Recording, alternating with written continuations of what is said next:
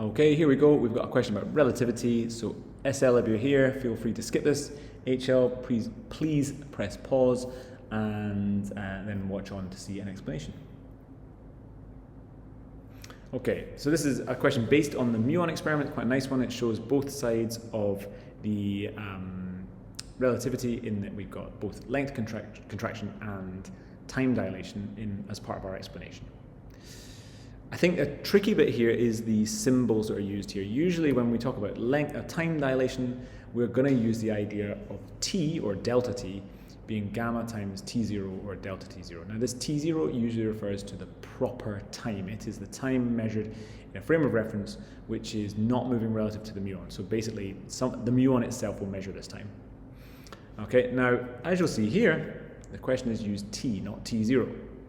So I'm just going to change it slightly. I'm going to say T prime, that's the observed time measured by someone on Earth, is going to be gamma times T, and that's our proper lifetime. So we're just taking away that 0. I hope that's not too confusing. I find it confusing myself.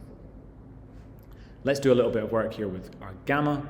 Okay, gamma is 1 over the square root of 1 minus v squared, 1 minus v squared over c squared. And so therefore, we're going to put that in. Now notice we've got a square root, so we can fairly confidently get rid of the answer without the square root. Probably could get rid of 2, but let's just get rid of b at this stage. No square root in the answer. We're going to hope that that doesn't come back to bite us. Okay?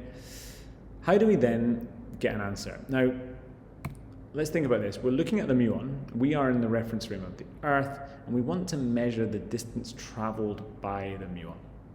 Okay? Well, hopefully you can see the distance traveled by the muon is the speed times the time which we are measuring, and that's T primed.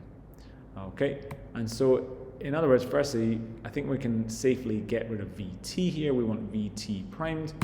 Okay, V is going to be, distance is going to be the speed times our measured time, all divided by our gamma factor, right, which is therefore going to be equal to D.